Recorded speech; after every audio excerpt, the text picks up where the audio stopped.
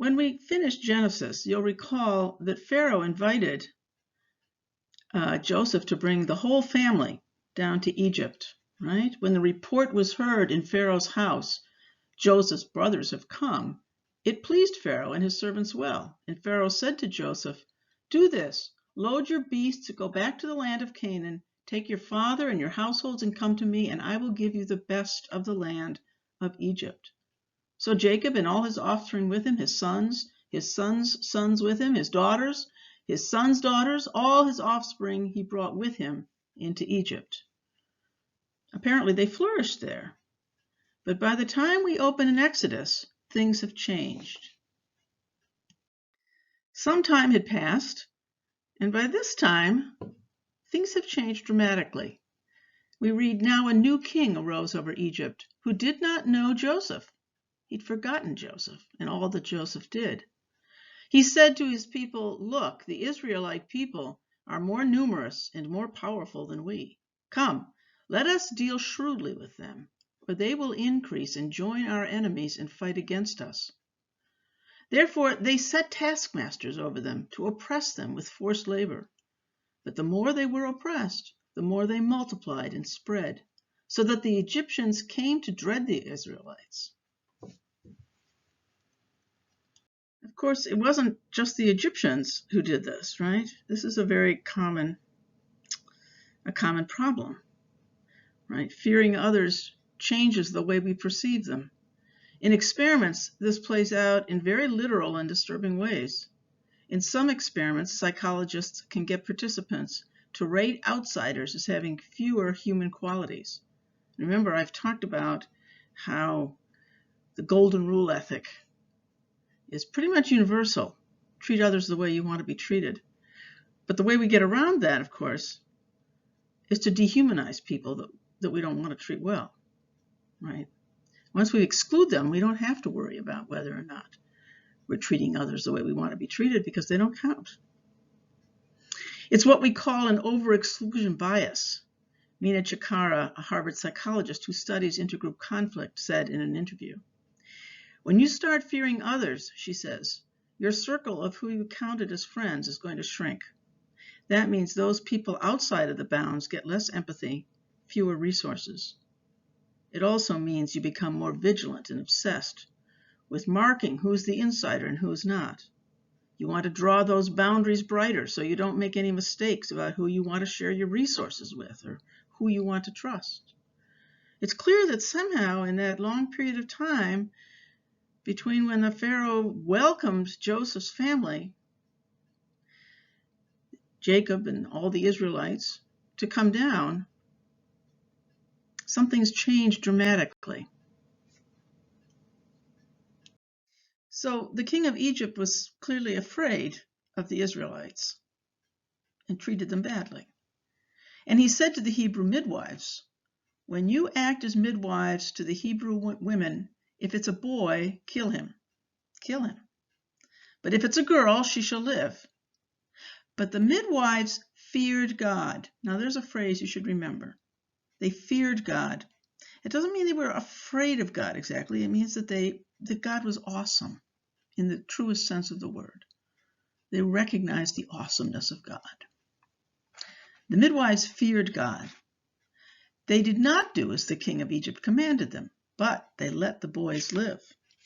And so we hear that the king of Egypt summoned the midwives, and he said to them, "Why have you done this and allowed the boys to live?" The midwives said to the Pharaoh, "Because the Hebrew women are not like the Egyptian women. They are vigorous. They give birth before the midwife comes to them." And so God dealt well with the midwives, and the people multiplied and became very strong, stronger and stronger. And because the midwives feared God, he gave them families. Then Pharaoh commanded all his people, "Every boy that is born to the Hebrews you shall throw into the Nile. You shall throw into the Nile. But you shall let every girl live." One of the things I want to focus on here in this early part of Exodus is how important the women are. We have the women midwives, right, who defy the Pharaoh. We've already seen that. And now we're going to see Moses' sister, Miriam, being very clever. right? A man from the house of Levi, this is going to be Moses' father. Notice the house of Levi. Levi was one of the sons of Jacob who gets renamed Israel, right? So we now have Levites, the Levites. Moses obviously was a Levite. Now a man from the house of Levi went and married a Levite woman, Moses' mother. The woman conceived and bore a son, and when she saw that he was a fine baby, she hid him for 3 months. Remember, this is when the Pharaoh is telling the midwives to throw all the boy babies into the Nile. Just throw them in. So she hid the baby for 3 months. When she could hide him no longer, she got a papyrus basket for him and plastered it with bitumen and pitch. She put the child in it and placed it among the reeds on the bank of the river. His sister, this is Miriam, his sister stood at a distance to see what would happen to him. Now, apparently Miriam followed the basket down the river to see what would happen to her baby brother. Right? So she's standing by as she sees the daughter of the Pharaoh coming down to the river to bathe with her attendants. We read that the daughter of Pharaoh came down to bathe at the river while her attendants walked beside the river. She saw the basket among the reeds, and she sent her maid to bring it. When she opened it, this is the Pharaoh's daughter, she saw the child. He was crying, and she took pity on him. This must be one of the Hebrew children, she said. Now, this is interesting because it's her father, presumably, it's her father, the Pharaoh, who's telling the midwives to throw the baby boys into the Nile. But his daughter, the daughter of the Pharaoh, took pity on Moses, the little baby. He's not really named Moses yet, little baby boy. She knew he was a Hebrew. Now, presumably, his mother, who had had him for 3 months, had had him circumcised, right? So perhaps that's how she knew. Then Moses' sister, the baby's sister, and this is Miriam again, who's standing right there, said to Pharaoh's daughter, "Shall I go and get a nurse from the Hebrew women to nurse this child for you?" Pharaoh's daughter said to her, "Yes." So the girl went and she called the child's mother. In other words, this is Miriam, who's very clever. She's walked along and she says to the Pharaoh's daughter when she picks up the baby, "Can I go find you a nurse?" And the Pharaoh's daughter says, "Sure." And so she goes and gets their mother to come and nurse her own son. And so now we've got Pharaoh's daughter, we've got Miriam, and we've got Miriam's mother all standing there with the basket and the baby. And Pharaoh's daughter said, this is to Miriam's mother, to Moses' mother, "Take this child and nurse it for me, and I will give you your wages." So the woman took the child and nursed it.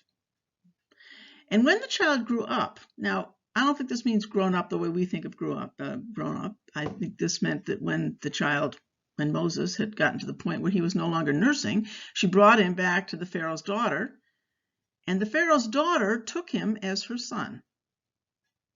And the Pharaoh's daughter named him Moses because she said, "I drew him out of the water." Now again, I just want you to see that all the players here have been women. And all of them are pretty rebellious, actually, in their own way, against the Pharaoh. Notable.